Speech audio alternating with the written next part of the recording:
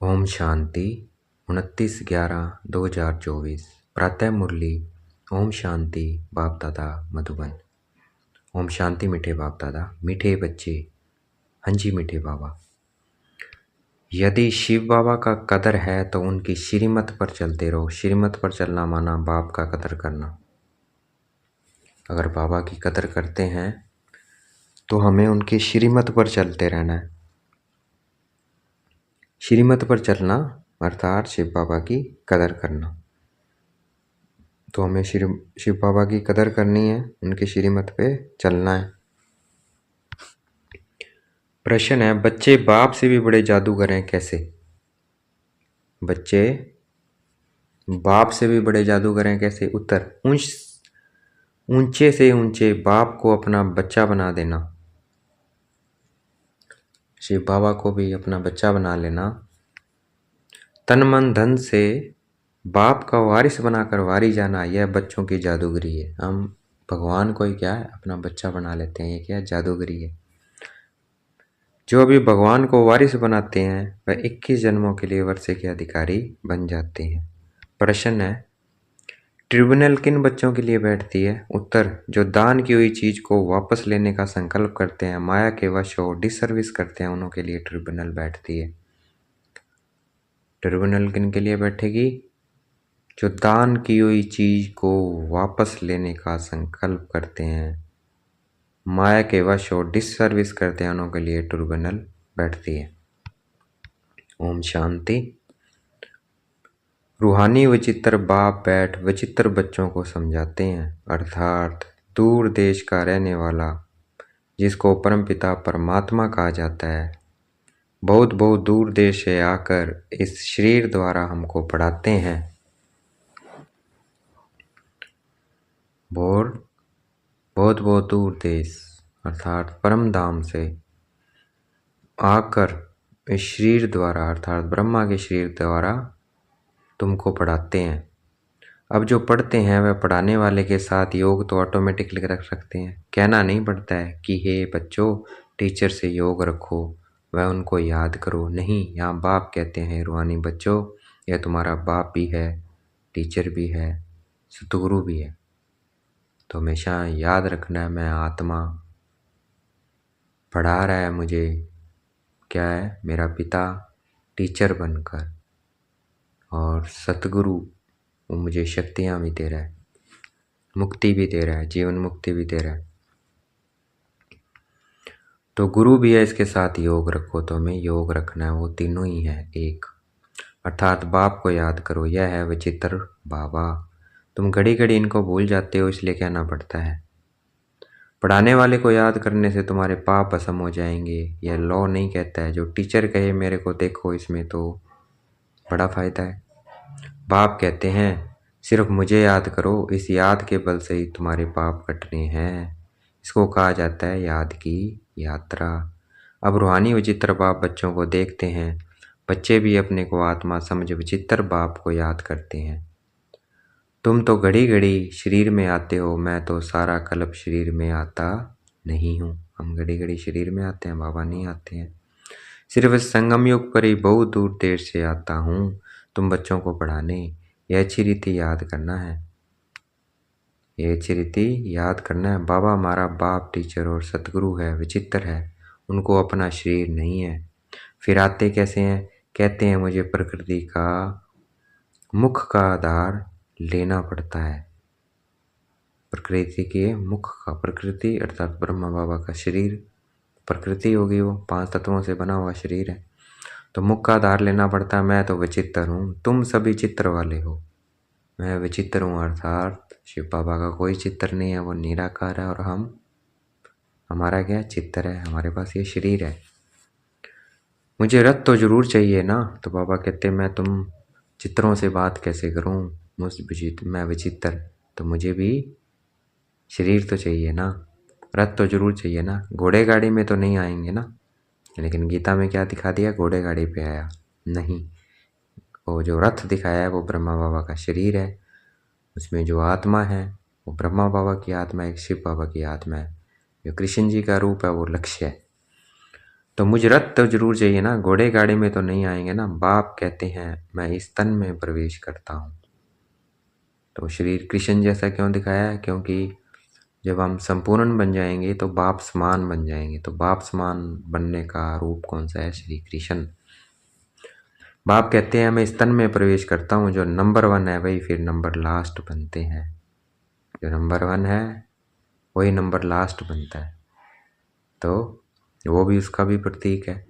उसी शरीर में आते हैं जो नंबर 1 है। ब्रह्मा था जो अब श्री कृष्ण बना है, तो वो भी उसका अर्थ बनता है। तो इसलिए कृष्ण को दिखाया है। वही फिर नंबर लास्ट बनते हैं। जो सतो प्रधान थे वही तमो प्रधान बनते हैं। तो उन्हों को ही फिर सतो प्रधान बनाने के लिए बाप पढ़ाते हैं, समझाते हैं। इस रावण राज्य में 5 विकारों पर जीत पाकर जगत जी तुम बच्चों को बनना है। बच्चों यह याद रखना है कि हमको विचित्र बाप पढ़ाते हैं। बाप को याद नहीं करेंगे तो पाप भस्म कैसे होंगे? ये बातें भी सिर्फ अभी संगम युग पर ही सुनते हो। ये बातें भी अभी सिर्फ संगम युग पर ही सुनते हो। एक बार जो कुछ होता है फिर कल बात वही रिपीट होगा। कितनी अच्छी समझानी है। इसमें बहुत विशाल बुद्धि चाहिए। यह कोई साधु संत आदि का सत्संग नहीं है। उनको बाप भी कहते हो तो बच्चा भी कहते हो। तुम जानते हो यह हमारा बाप भी है, बच्चा भी है। हम सब कुछ इस बच्चे को वर्षा देकर और बाप से 21 जन्मों के लिए वर्षा लेते हैं।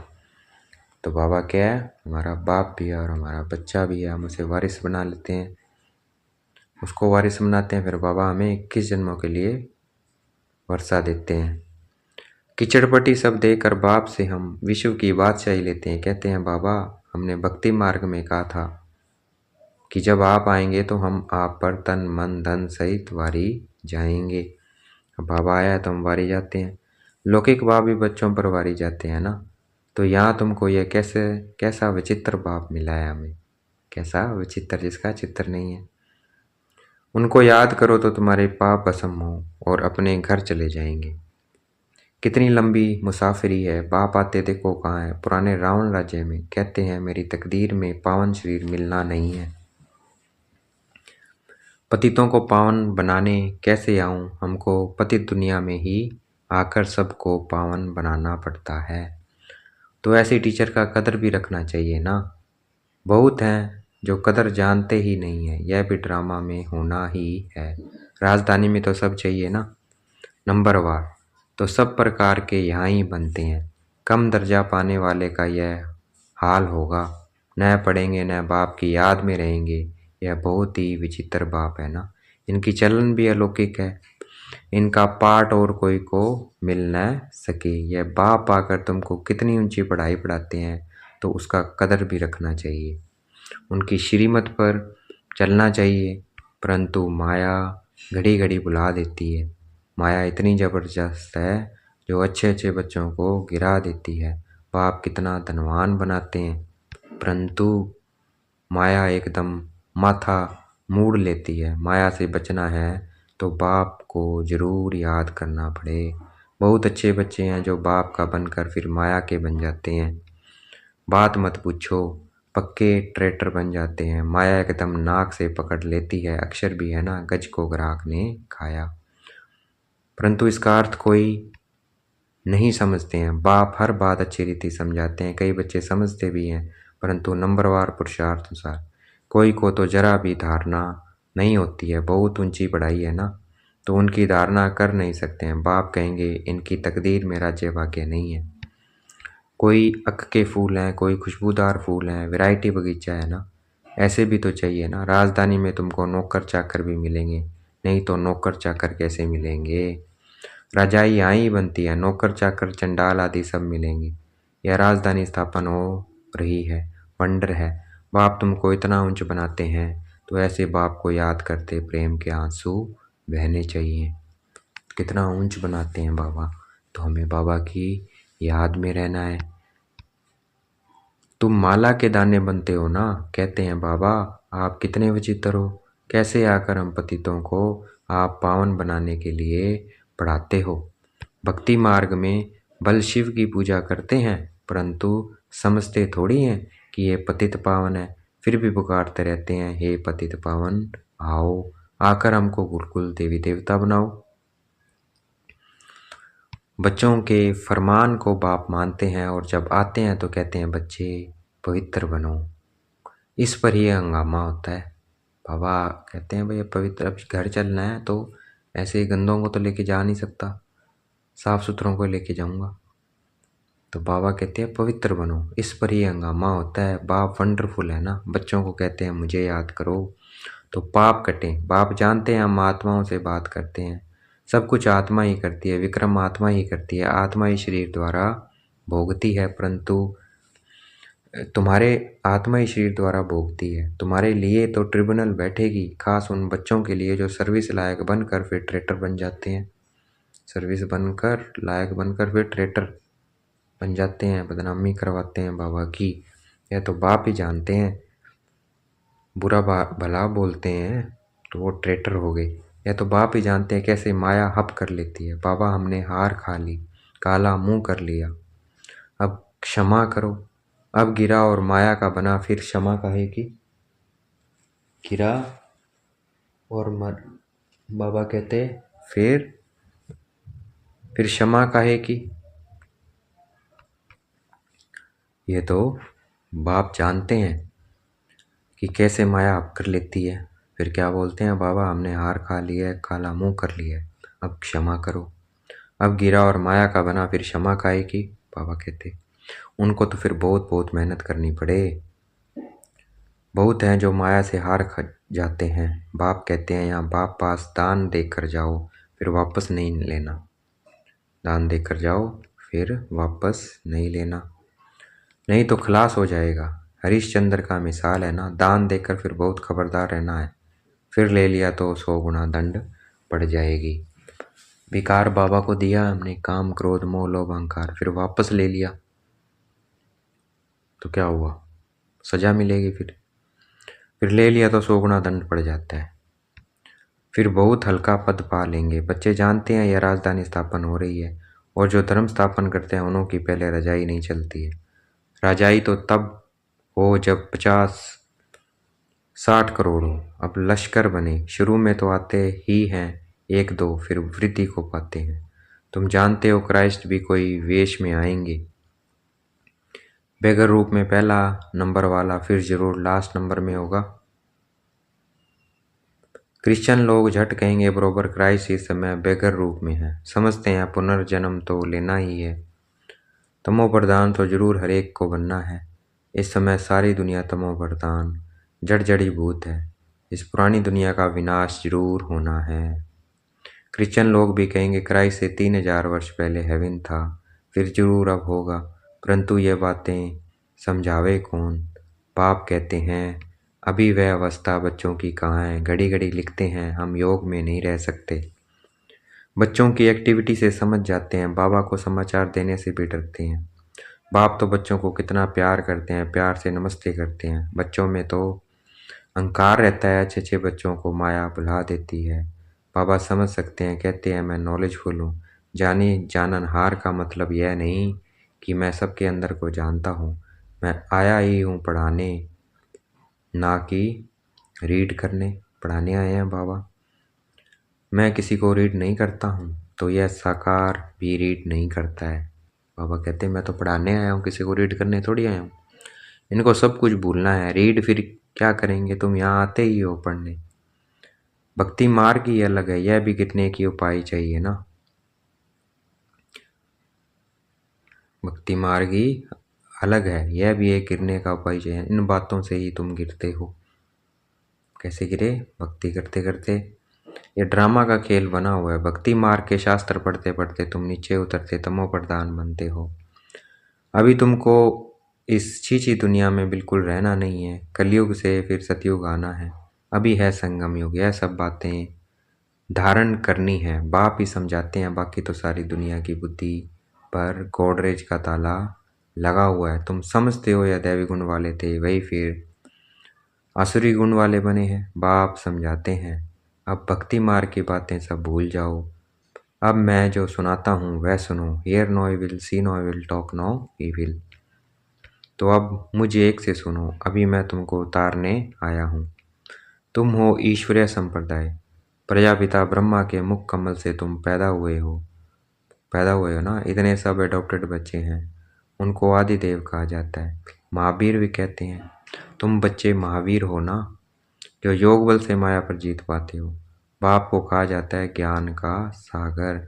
ज्ञान सागर बाप तुमको अविनाशी ज्ञान रत्नों की थालियां भर कर देते हैं, तुमको माला माल बनाते हैं। जो ज्ञान धारण करते हैं वह उच्च पद पाते हैं, जो धारण नहीं करते तो जरूर कम पद पाएंगे।